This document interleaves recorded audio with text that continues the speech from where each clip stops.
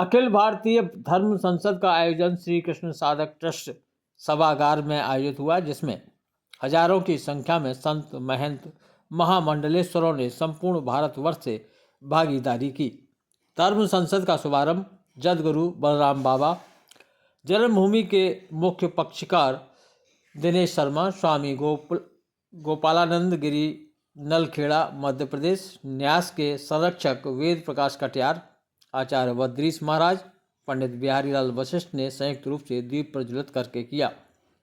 धर्म संसद को संबोधित करते हुए धर्म संसद में हजारों की संख्या में पधारे प्रतिनिधियों के माध्यम से 7 प्रस्ताव पास किए गए, जिसमें श्री कृष्ण जन्मभूमि की लड़ाई को मजबूत करना, गौ माता को राष्ट्रमाता घोषित करना, वक्फ बोर्ड को समाप्त करना, ब्रज क्षेत्र में अंडा मांस शराब पर प्रतिबंध लगाना, धर्मांतरण नियंत्रक कानून बने, मुस्लिम नेताओं द्वारा कट्टरता फैलाने पर दिनेश शर्मा द्वारा जवाब देने पर जान की सुरक्षा की मांग की।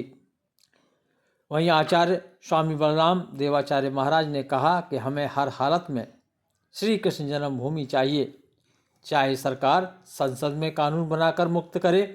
महंत प्रहलाद दास जी महाराज, देवानंद गिरी जी महाराज ने कहा कि हिंदू हितैषी सरकार यदि सनातनियों के दबाव बनाया जाएगा तो आत्मा को कष्ट होगा।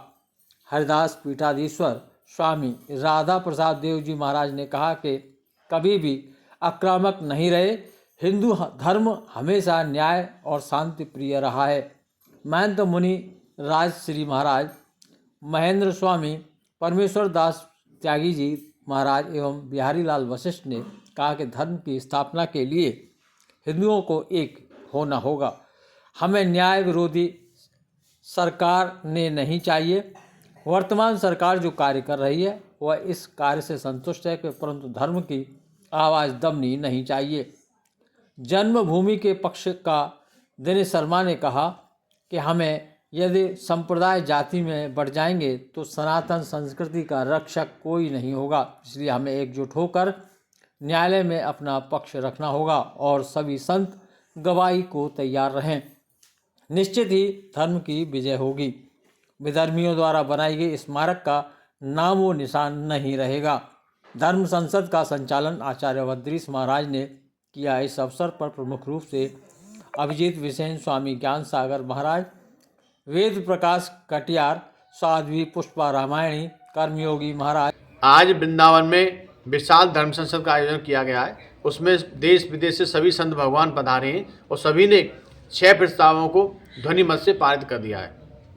प्रथम प्रस्ताव में श्री कृष्ण जन्म स्थान मंदिर के बगल में जो औरंगजेब द्वारा बनाया गया विवादित ढांचा है, उसमें नमाज नहीं करने का प्रस्ताव पास किया गया। द्वितीय प्रस्ताव में जनसंख्या नियंत्रण कानून का प्रस्ताव पास हुआ।